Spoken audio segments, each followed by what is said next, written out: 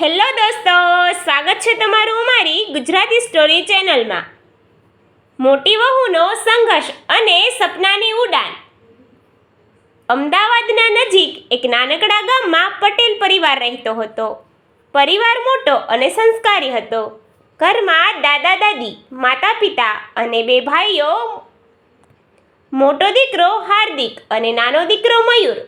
હાર્દિકનું લગ્ન થયેલું હતું અને તેની પત્ની કાવ્યા ઘરની મોટી વહુ તરીકે આવી હતી. કાવ્યા ખૂબ જ સમજદાર, શિક્ષિત અને શાંત સ્વભાવની હતી. તેણીએ ગ્રેજ્યુએશન પૂરું કર્યું હતું અને તેની ઈચ્છા હતી કે તે કંઈક પોતાના પગ પર ઊભી રહે. પરંતુ લગ્ન પછી તેની જીવનશૈલી પૂરી રીતે બદલાઈ ગઈ. સવારના 5 વાગ્યે ઉઠવું, રસોઈ બનાવવી, ઘરની સફાઈ, બધાની સેવા, આ બધું તેની રોજિંદી જિંદગી બની ગઈ. પ્રથમ થોડા મહિના સુધી કાવ્યા ખુશ રહી, કારણ કે તે પોતાના નવા પરિવાર સાથે ગળે મળવા પ્રયત્ન કરી રહી હતી. પરંતુ સમય જતાં તેને લાગવા લાગ્યું કે તેના સપનાઓ કંઈક ગુમ થઈ રહ્યા છે. એક દિવસ તેણે હાર્દિકને કહ્યું, મને નોકરી કરવી છે.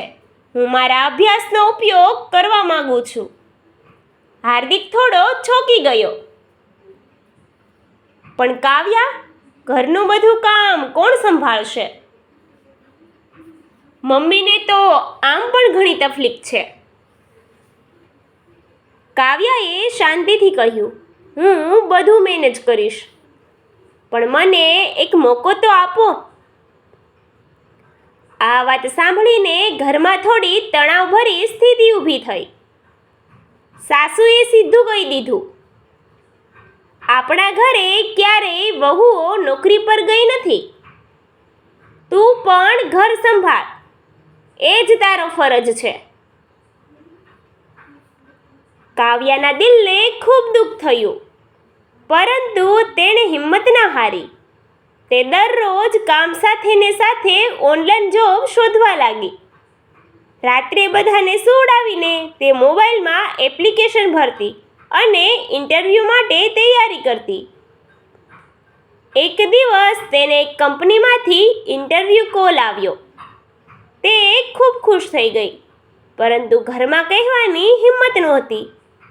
અંતે તેણે હાર્દિકને સમજાવ્યું અને કહ્યું, માત્ર ઇન્ટરવ્યૂ આપવા જાઉં છું.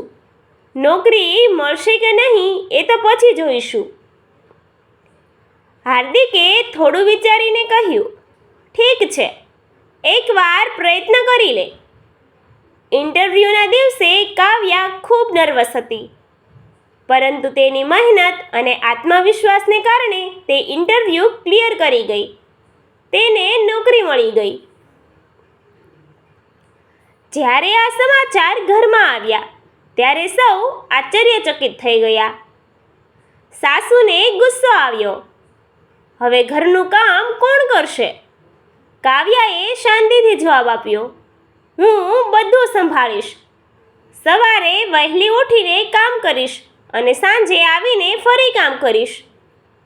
શરૂઆતના દિવસો ખૂબ મુશ્કેલ હતા. કાવ્યા સવારે 4 વાગ્યે ઉઠતી, બધું કામ પૂરું કરતી, પછી ઓફિસ જતી અને સાંજે આવીને ફરી રસોઈ અને ઘરના કામ કરતી. ઘણીવાર તે થાકી જતી, પણ તેણે હિંમત ન હારી. એક દિવસ કાવ્યા ઓફિસમાંથી મોડું આવી. તે ખૂબ થાકી ગઈ હતી. સાસુ ગુસ્સે થઈ ગઈ, બોલી, આ જ કામ માટે નોકરી કરવી હતી? હવે ઘર બગડી રહ્યું છે. કાવ્યાની આંખોમાં આંસુ આવી ગયા, પરંતુ તે કંઈ બોલી નહીં. એ રાત્રે હાર્દિકે પહેલીવાર કાવ્યાને દુઃખ સમજ્યો. તેણે કાવ્યાને કહ્યું, તું એકલી બધું કરી રહી છે, હવે હું પણ તારી મદદ કરીશ. આગળના દિવસથી હાર્દિક પણ ઘરના કામમાં મદદ કરવા લાગ્યો. ધીમે ધીમે પરિવારના બીજા સભ્યો પણ સમજવા લાગ્યા કે કાવ્યા કેટલી મહેનત કરે છે. એક દિવસ કાવ્યાને ઓફિસમાં બેસ્ટ એમ્પ્લોય એવોર્ડ મળ્યો. આ સમાચાર સાંભળીને સમગ્ર પરિવાર ગર્વ અનુભવી રહ્યો હતો. સાસુએ પહેલીવાર કાવ્યાને વખાણ્યું. તું ખરેખર આપણા ઘરની શાન છે. મને માફ કરજે, મેં તને સમજવામાં મોડું કર્યું. કાવ્યાની આંખોમાં ખુશીના આંસુ આવી ગયા. તે દિવસથી ઘરનું વાતાવરણ બદલાઈ ગયું. હવે કાવ્ય માત્ર એક વહુ નહોતી, પણ પરિવાર માટે પ્રેરણા બની ગઈ હતી. તેની મહેનત અને સંઘર્ષે બતાવી દીધું કે જો મનમાં ઈચ્છા અને હિંમત હોય તો કોઈ પણ મુશ્કેલી મોટી નથી. અંતમાં આ વાર્તાનો સંદેશ એ જ છે કે સ્ત્રી માત્ર ઘર સંભાળવા માટે નથી, તે પોતાના સપનાઓને પણ ઉડાન આપી શકે છે. પરિવારનો સહકાર હોય તો તે આકાશને પણ સ્પર્શી શકે છે. Thank you.